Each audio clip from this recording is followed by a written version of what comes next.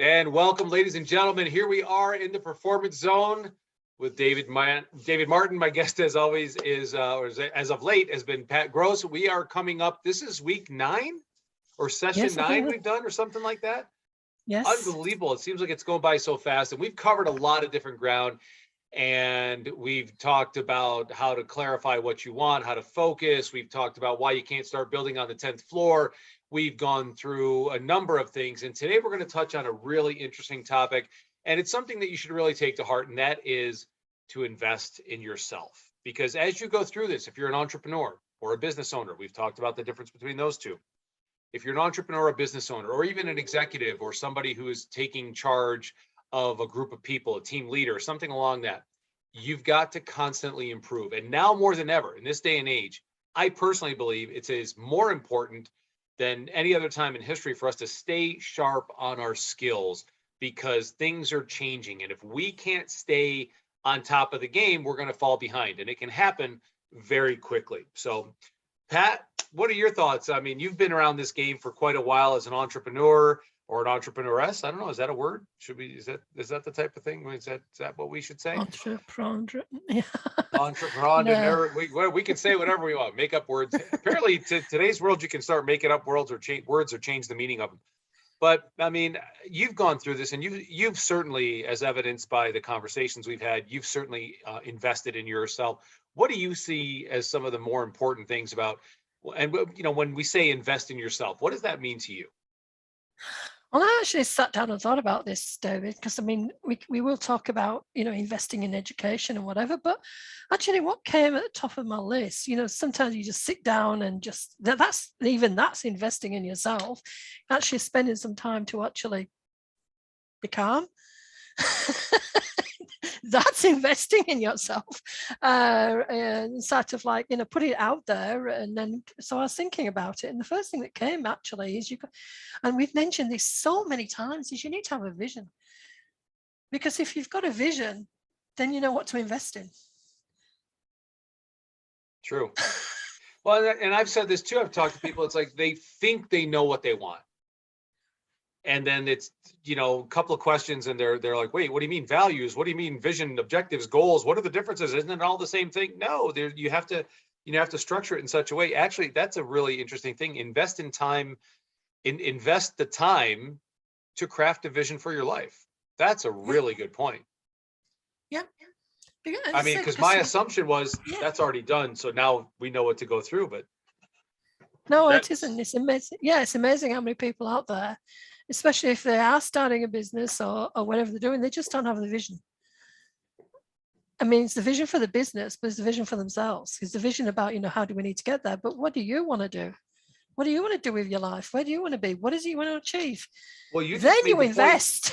Yeah, well, that's the point too. You just said with your life. So it's not just, and that's another thing that people leave out of the vision. And this is where, I like to emphasize the goal part. Goals are things that make up the vision, right? So when you said that, what do you want to do with your life? It's like, yeah, well, there's a work aspect, there's a profit, there's an income aspect, there's a financial aspect, but there's also a personal aspect. Do you want to be athletic or fit or active physically? Do you want to be a bookworm? Do you want to go on archaeological digs? Do you want to donate to your church? Do you want to spend time with the grandbabies? I just talked to a friend of mine right before getting on this call that I haven't spoken to him in a few years, but we go back 40, to the first years out of high school is when we met. And he mentioned another one of our friends who's got 7 grandkids now. And that's his world. That's where Teddy wants to be, is he loves the grandkids. That's just something that, and he wants to spend a lot of time. So is that something you want to do as you go on? Because there's got to be some motive, right? I mean, yeah. And as you said, then you can figure out what to invest in. Yeah. Then you ask the question, what do I need to learn to be able to be the best that I can at whatever you're going to be doing? And at what level? Yes.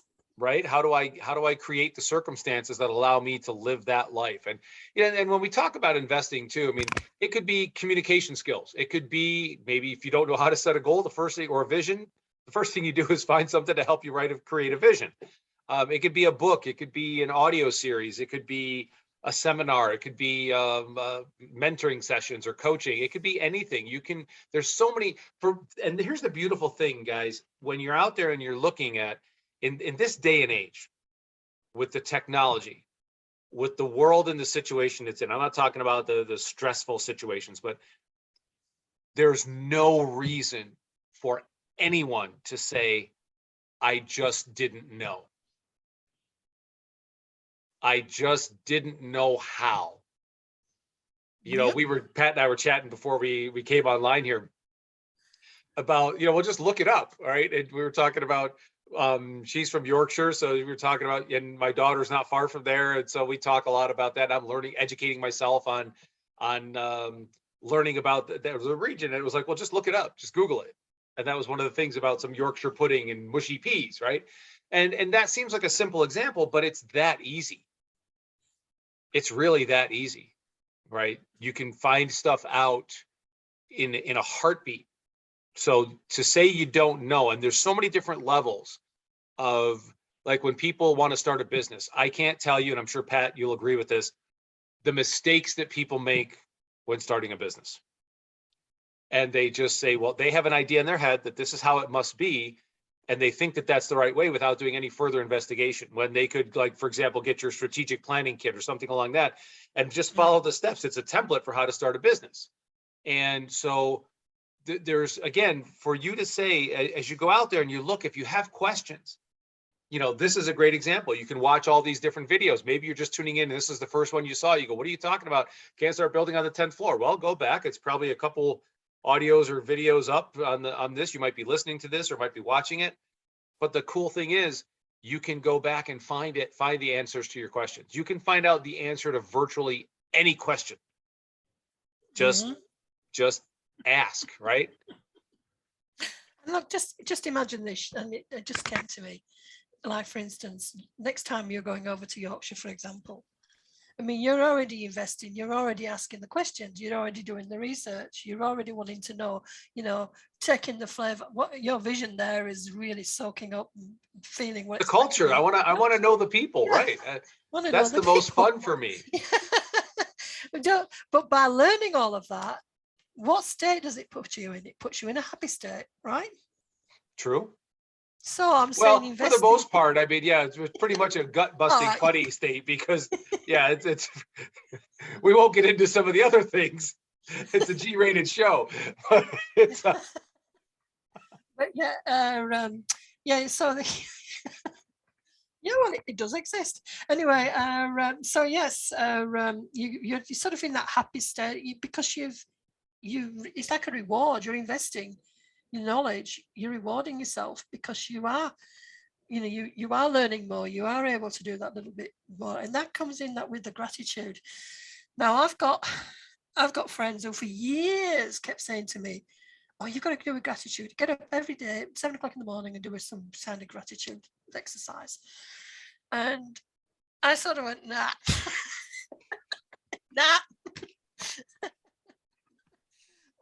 Anyway, I did invest in myself. I did do some personal development through a mutual acquaintance. And then what I found was I actually found my own formula, and my own reason. Sometimes you need a reason to invest as well. I couldn't see the reason of just doing all this gratitude, grateful for stuff.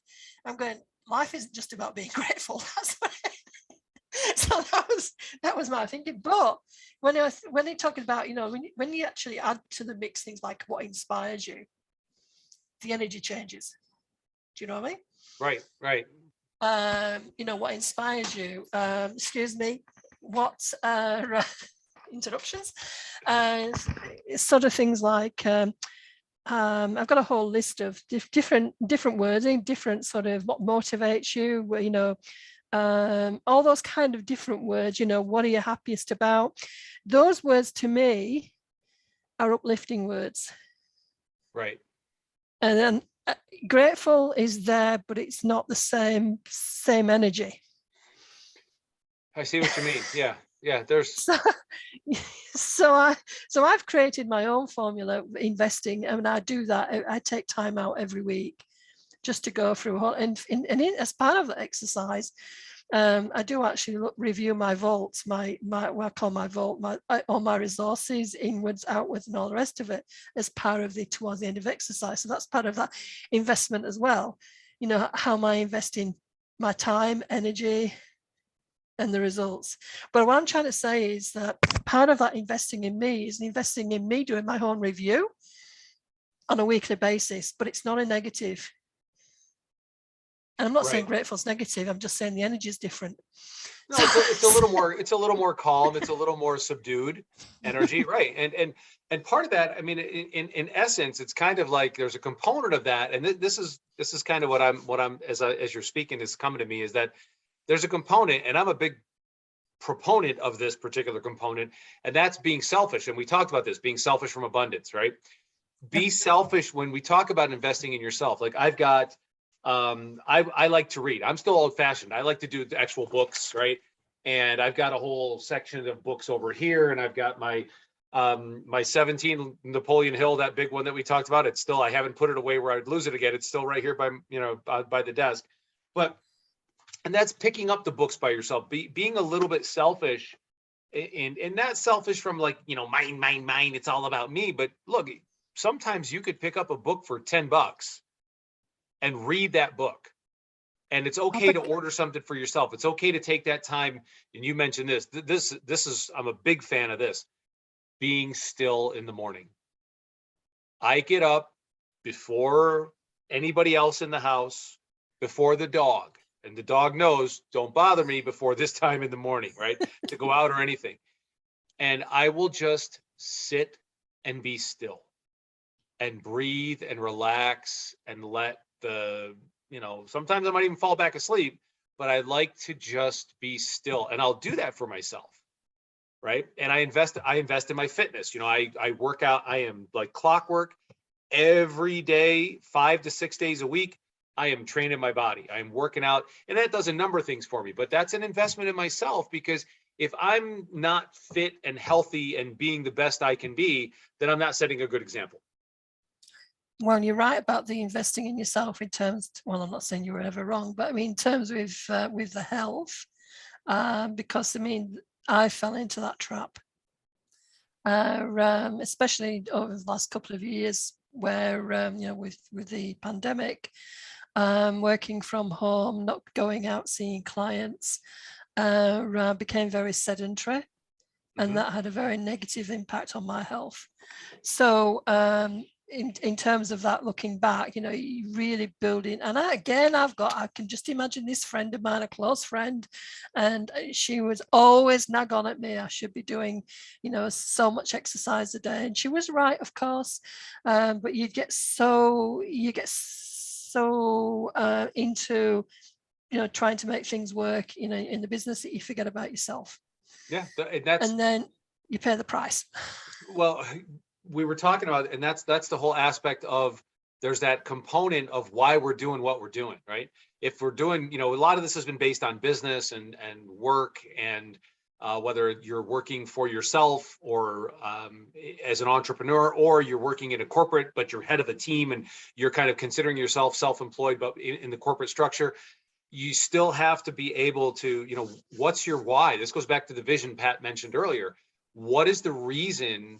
You know, one of the questions I ask, and I've got a guy starting with me next week. I'm real excited about this. And no, this week. I'm losing track of time.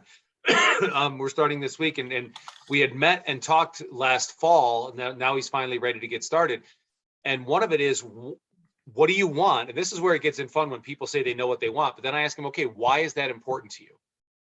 And so often they can't tell me why it's really important to them. And when you have a vision and you understand, like for me, one of the things that I want to do is I want to spend time with my kids now that they're adults, you know, or 16 and older. It's a whole different relationship than when they're 4, right? When they're totally dependent on you, right? I want to travel with them. I want to go to Newcastle and see Gabi. I want to, hey, let's go to Leeds and let's go to Ellen Road. That's one of the things I want to do. And you know, it's get over there. Let's go to Ellen Road. I want to watch a game at Ellen Road and watch that club. We want to go to the Theater of Dreams. We want to go to Manchester. We want to go to Portugal. I want to go to Hadrian's Wall. I want to see all these things. And And sometimes people say, well, what is all that stuff? That's what I want to do. You don't have to want to do what I want to do, but maybe I have certain friends, they love to go on like these junkets to, I don't want to say, I guess it's not a junket, but they go on a trip to Central America and they will take old eyeglasses and they will just get everybody, you got old eyeglasses you don't use, great, give them to me. And they'll take them and they go down there and they will fit people up that don't have the resources. They will match them with the eyeglasses. So now people that couldn't see can now see, or they'll do, sometimes it's surgery, sometimes it's dental work, sometimes they'll build houses. They love to do that. And that's, but that requires resources. So they have to have this way of generating the circumstances that allow them to go do that. And that's what we're talking about here. You can, in the world, especially in this world, if number one, you can't say you don't know, that just means you didn't look. It's kind of like when we were talking about no one ever asked us. Well, it's like if we're not asking the young people, so shame on my generation for thinking that the millennials are all kind of weenie, spoiled little brats when, hey, I never really asked. So shame on me for that. I stand corrected. And now I will ask the younger people what they want to do. But also shame on if you don't know, you just didn't ask the question. And again, with the laptop, the Google or DuckDuckGo, whatever, if you don't want to use Google for whatever reason, use some search engine to ask a question, and the answer, you will be provided with multiple answers and avenues to find that answer to that stuff. Yeah, I'm just going back to what you're saying about the phrase, work to live, not live to work. I think that's something that we all forget from time to time. You're exchanging time for, or luckily you've probably developed a model where you're not exchanging your time, but you're so that you can actually enjoy. But how many times, I mean, especially look as a person in business, I find it very difficult to take time off. Not that there's no reason to take time off. I find it difficult to take time off. Part of that is we have that conditioning, right? And this is, I want to go back to that particular comment you said, because where that came from was, I'd love to say that there's some great, knowledge I read it from this wise person, or I created it, but where that particular aspect came from of, work to live versus living to work is a friend of mine in Mexico. And she worked for the largest cell phone provider. She was the national marketing manager for Telcel, which is the largest cell phone company in Mexico. They've got like 75 or 80% of the customers use Telcel versus anything else. And she was having a thing with Apple because she's the merchandising manager. She had to deal with it when they were bringing the iPhone into Mexico. This was like 2006 or 2007, maybe 2008, that time frame. And so her thing was on Fridays, if she worked, and she worked, really hardworking young woman. And, she would say, if I work until 6 or 7 or 8 o'clock on a Friday, when I'm done, I take the chip out of my iPhone or my fancy phone or whatever, and I put it in the simple phone that I can just text with. And I don't come back. I don't check email. I don't do anything because it's Saturday, Sunday. That's my time. Monday, I put the chip back in the work phone and I go back, and she'd get all these messages and voicemails and different things. And there was one particular weekend, we were coming back into the city. We had gone out and spent the weekend at her sister's place. And we were coming back into the city, and she's like, "Oh, you Americans, And I was like, "What? What is it?" She goes, "Look at all these voicemails. They send me voicemails. They send me emails. Hey, I sent you an email. It's been 4 hours. You haven't answered me." And she said, and she tells them, "I don't work on the weekends." And then she looked at me and she said, "You Americans live to work. Here in Mexico, we work so we can live." Yeah. And I will never, that really, and you got to understand, for people that don't understand Mexico City, it's one of the largest, if not the largest city in the world, 28 plus million people. You'll have 5 to 6, 7 lanes going one direction, and then they come to a roundabout, right? You got 5 lanes going into a roundabout. It's insane. They make it work, but the whole point being, these people work their tails off and they have a great life. I don't think they have, I see kids over here stressing, and they're having heart problems and they're having emotional problems, stressing because of the pressure put on to work. This is supposed to be fun. Pat and I were giggling so much right before this one started today. It was absolutely hysterical. And again, she made the point earlier, when you have this kind of energy, when you have that energy of whether it's a giggle or a laugh, and it's a little bit more than gratitude, as she was referring to earlier, it takes you into a different place when you're creating the goal or the vision or the objective or the desired outcome, whatever you want to call it. When you have that energy, it's a much different experience. And you're much able to develop a clarity, a specificity that's going to attract things to you. And yeah, I don't want to get into a law of attraction, because you can't just sit there and think about it and say, I want $1 million business. I want $1 million business. It's not like that. But when you create stuff and the vibe goes up and you have that kind of energy, you see it too. Whatever, if you're out and about, right, you see people laughing and having a good old time and talking about, mushy peas. I will laugh every time from now on I ever hear the term mushy peas. I'm going to crack up. Right. And it makes these kids over, like I call them kids, they're in their 20s and early 30s. This crew over there for Gabi's club, because most of them are from Yorkshire. And then you have a couple of the guys, that's a whole different thing when you have the Newcastle versus the Geordies versus the Yorkie, the Tyke. Are you guys Tykes? Tykes, yeah, Tykes. Right, there yes. You go. And that's fun. And then they laugh at me because I'm an American and I know the difference, right? Maybe not intimately, but the fact that I can observe the difference. Well, you guys.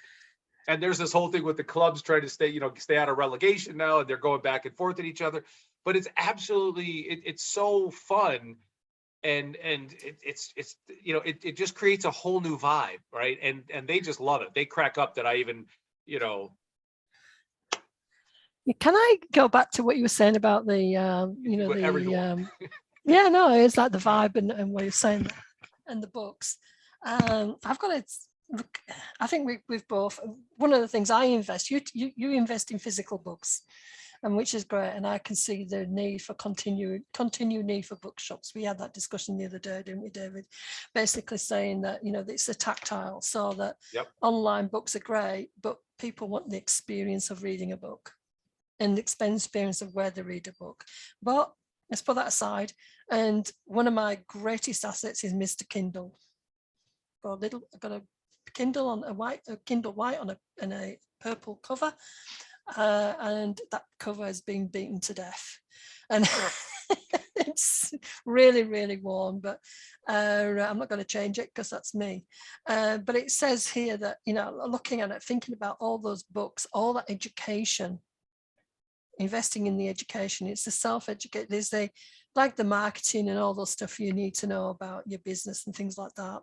And there's a couple of books in that space which really made a difference to me. One was the Robert Collier letter book, written in the 1920s. And there's something in there which I'm not going to go into detail. You have to read it, invest in it, read it. And if you find what I found, it'll change the way that you approach marketing forever. That's all I'm going to say. So there's gems out there. The other one which completely changed for me was Influence, Psychology of Persuasion by Robert Cialdini. Right. Which That's is an excellent book. Yeah, the internet users, the marketers, I can see straight away, how all the techniques that are being used there.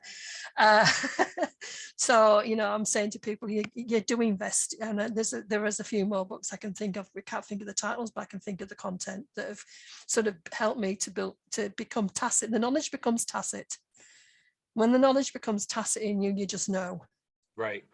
But your knowledge has got to get there in the first place.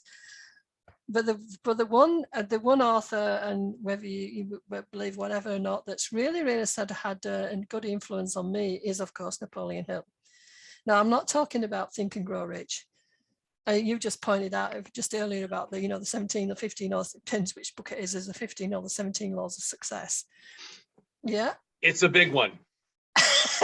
It's a big one, folks, but it's well worth it. I mean, this is I don't want to say it's the Bible, but it's a much more in-depth look. It goes much deeper than Think and Grow Rich. Yeah, it took me. I actually read that on Kindle. I had no idea about the size, apart from it says how many pages out of how many pages at the bottom of the Kindle. But I read it by stealth. It took me 5 months to read it. But the amazing thing was, and you alluded to it, as I was going through each chapter and it was going in more depth, it correlated with what was going on in my life. And things were shifting in my life. In this, I don't know, was it to do with the content of what was in, that I was reading, and it was really going in, and therefore it was changing my perspective. But but it did. I mean, everything sort of changed. Now, if you can find a book that does that for you, I'm not saying this one because I said it's heavy reading, but if it's, if you can find something, invest in something that really, really sort of opens up your direction, then that's an investment and a half. And it's not thousands of dollars. You never pay thousands of dollars for a book, do you? It depends on the book. There's Well, a couple, no, typically, no, you're absolutely right. That's the thing. You can get a lot of this stuff, especially if you're just getting started. And that's why sometimes when people have asked me about coaching programs, and that's, one of the things that I do is I love to work with people and watch the growth. But there have been times where I've told people, you're not ready for this. Get a couple of, you got to do the foundational work. You got to do some foundational work before you get to, if you want to jump in and do the deep belief change and some of the, vision creation and learn some of the hypnotic techniques and the languaging and communication, but you got to start somewhere. And that's the thing is, there's so much out there for you to start. Maybe you are ready for stuff like that. I mean, that you might be that person who's ready to jump into a program and accelerate, but it may start with it all. For our recommendation, or my recommendation, I think Pat's leading there too, is that there's a book. Find a book. Pick like Jim Rohn used to say, right? Jim, where do we start? He said, pick up a rock, throw a rock in the air. Wherever the rock lands, start there. It's like it doesn't have to be fancy. So go to Amazon, go to Barnes and Noble or whatever you guys have down there in Australia or up in the UK or wherever you're watching this from, Canada, who knows? Yeah. Pick a book, just go look and say, I have a book on communication, book on goal setting, book on kite flying, goal setting for dummies, vision creation workshop. It could be anything. Audio, right? Maybe you like audio. Listen to somebody's audio. I mean, I've got free audio. Pat's got stuff. There are templates out there that can accelerate. That's why I like the term acceleration factor, which is one of my programs. It's about you don't have to take the last 35 years or 36 years, whatever it might be, that I've been studying a lot of this stuff. You still got to put in the work. That's one thing one caveat. You have to do the work. It's not going to, that's one of the issues I have with the law of attraction people who just sit there and say, oh, I'm just going to wish it into my life. No, you got to get your hands dirty. And if there's a weed, you got to pull the weed in your garden. You're going to lose the garden. But you can pick up a book. You got to read the book, read the Kindle, whatever it may be. The information's out there. Yep. It's time for you to, as much as you invest fuel in your car, which is quite an expense these days, right? As we're all seeing. It could be, anything. Invest in yourself. You've got to put the effort in. Yeah. I like to go back to the old books. I mean, the books, the turn of the century books, the Wattles, the Hills, the Colliers, all of those books. You really, really, even, we talk about The Secret today, all you can do is go back to read The Secret of the Ages, which was back, 100 years ago by Robert Collier. So, I mean, and there's even before him, people think it's all new. Oh, this new stuff. It's all new. It's not new. I actually invested 3 years of my time when our business was sort of really in the pit, just before that, and sort of like in the overlapping period. And I went and I was going back to marketing and learning all the new, the new technologies, new marketing methods, and all the rest of it. And at the same time, I wrote my book, The Intuitive Marketer, and I was putting checklists in there as I was going along. And what I learned from it all. Invested in my time in learning all the up-to-date stuff, invested my time in actually recording my own story at the same time. I realized that I already knew it all.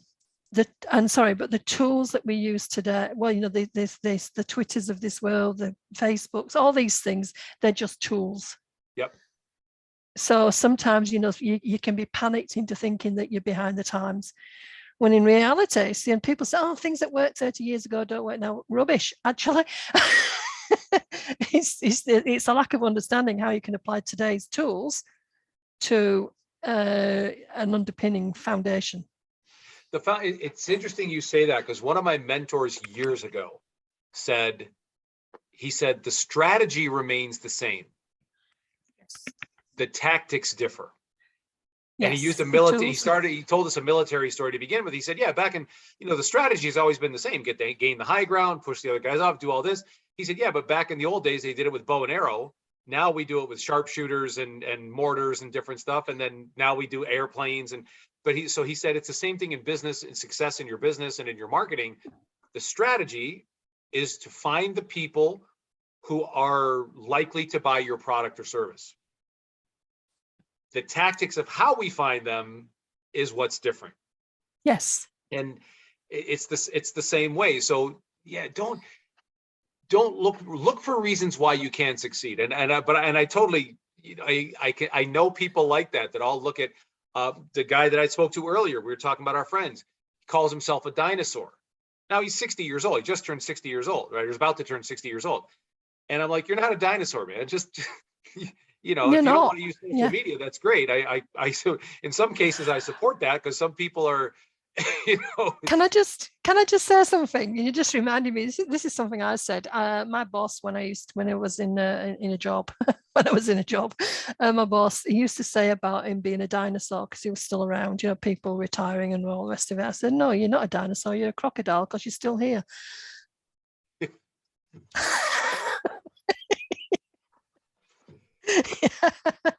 Yeah, there are. It doesn't matter. It's just, yeah. I think dinosaurs are extinct. Crocodiles are still here. But that's the whole thing of like the attitude of it's not going to work, and it's, you get beat down, and it's kind of like I go over this, and it's interesting because one of the guys that I work with down in Sydney, he said, because I sent him, I said, give me some review of some of the audio that I've sent you, right? I like to test some audio out on him to see, because he's an entrepreneur, right? And he gives me good feedback. But there's one in there, it's kind of like, and in the audio, what I talk about is how over time, it's almost like we have a bright light inside of us. And when we're in our 20s, man, we're gonna take on the world, man. We're okay. Let's go. We're teenagers, 20s, even into the early 30s. But it's almost like in that bright light that's right in here, and then one layer of onion gets put on top, and then another layer, and then another layer, and then pretty soon, right? And I have this conversation with somebody the other day on a regular basis. I have this conversation, and it's about, I just had a birthday. And it's like, where'd the time go? Where did the last 30 years of my life go? And Jackson Browne has a great quote where he said, it all goes under sleep's dark and silent gate. You go to bed and you wake up, next thing you know, it's a new day. It's a new decade, right? And so the point being is like over the years, then another layer, then another layer, then another layer. Pretty soon you have 30 years, 35 years of layers covering that bright light and ambition and drive and dreams and all that stuff. And you can peel that away. You can peel that away. You can burn it away. You can do whatever. But it starts with, you got to make the steps. Pat can't help you. I can't help you unless you get on the computer and type in the emails that we give you at the end and say, hey, what do you suggest? That might mean just a meeting with her, might just be a meeting with myself. It might just be us directing you to get a book. It might just be us directing you to set up a full-on strategy session. It might be looking at one of the programs, some free, some paid, whatever it may be. But there's the whole gamut of you. It's about you making a choice to say, in order for things to get better, I have to get better. Don't worry about, yes, there are political concerns. I get all that stuff, and there's societal and elemental, economic concerns and all that stuff. But I still have a choice whether I want to let that affect me. I have to do the best within the circumstances. Over here we're saying, now it's Biden. Then before it was Trump, and then before Trump it was Obama. Before Obama it was Bush. Before him it was Clinton. It's always everybody pointing the finger at somebody else. That's never going to change. That's never going to change. Or what do they have? Boris over there in the UK, right? It's all Boris's fault. Everything's Boris's fault. Until Boris is gone, then it's going to. No. We've got state premiers versus the prime minister. So Right, right. It's all yeah. And some of these things, and again, I don't mean to make light. There are some things. Some of these people are really nuts. But at the same time, there's things that you can do on a daily basis. You can still read. You can, and before, the books aren't banned yet, right? I mean, that's people say, oh, they're going to ban it. Well, until they ban the books, if that's your concern, start reading the damn books. You better get as many books in as you can if that's your concern, because it's a matter of, again, the book you don't read can't help. That's true. If you don't know that, if I had just heard that one audio. I think what you need to, what I think you need to do is to actually sit down and think, what is the best way that I learn? Everybody learns different ways. You can go to a presentation, and you see these. I mean, in Australia, they're prolific, and I'm sure they are over there and everywhere in the world. It's not difficult to get free business training. Just have a day, these days, marketing seminars and stuff like that. And people are obviously selling their high ticket programs, but you're still going to get some information out of them. I love what people always say. They're always trying to sell me something at those free seminars. Well, it's a free. That's why no such thing as a free. Read Psycho Influence. Read the book Influence. You can, you might be somebody who does pick up new things by actually listening, and that's why you're willing to invest in somebody else's program. It could be, different ways people learn by doing. So they could invest their learning in going away and doing some kind of retreat, for example, and where it's interactive, where you actually and the program set up in such a way. And this is a tip for businesses to design their programs in such a way that it is active, because people do learn by doing, men especially. Then you've got the readers. And as I've just said earlier, from my experience, that message goes inside. It becomes tacit. Right. So obviously, I've learned stuff, and it's coming out, and it's changed me. So you just think of the way that you learn best, and then invest in that. And that's all you need to know. And then the other thing is pay yourself first. Oh, Put yes. yourself first. I was having that conversation with our friend Rich the other day about something, and he was like, "Yeah, I know, but it's like," and he pays himself, but he's the kind of guy that puts everybody else ahead of himself, and it's like, I'm trying. It's not that I want him to be greedy, but I'm saying it's okay for you to pay yourself first, before you pay the guys. But no, the thing is, and what Pat's getting to, and what I want to emphasize is that from this moment on, as you watch and listen, I don't know if you're watching a video, or if you're just listening, from this moment on, there are no excuses. The information is out there. If you want to, but I don't like to read, I like to listen. Well, then guess what? There's audiobooks. Most of the books out there that can help you, or that can guide you, that can lead you, whether it's, we're talking predominantly about business settings and entrepreneurial settings, but most of those books are also available as audiobooks. You can find different audios that if they're not exactly the book, it parrots the book. So you can find audios out there. There's free audios, there's paid audios. Set aside, well, I can't afford. Well, guess what? Take a couple days off of Starbucks or your favorite coffee shop, right? Do whatever it is. Find a way, make it so important that nothing else gets in the way. Because when something is important enough for you, you will find a way, and you will get it. That's the key. When you are committed, not interested. I was telling Sophie the other day at breakfast, we had a wonderful breakfast on Sunday. And, Andrea said that she said, what, I want a good breakfast. I said, okay, great. She said, I want pancakes and eggs and bacon and hash browns. I said, you got it. And that's kind of like my thing in the house on Sunday. I make the big breakfast. I get up, I let them sleep. Okay, I'm going to make the breakfast. And that's what my dad used to do, right? Mom took care of everything else during the week. Dad did Sunday breakfast. And we were talking about this, just like, and Luna wants to chime in now. Hey, come here, dog. Okay. And this, ladies and gentlemen, is the state of how we do business these days. Come here. It's just how we do, right? But that's the beautiful thing. You create the circumstances. I can be here with my dog most of the day. Come on, okay. Now you're being spoiled. So the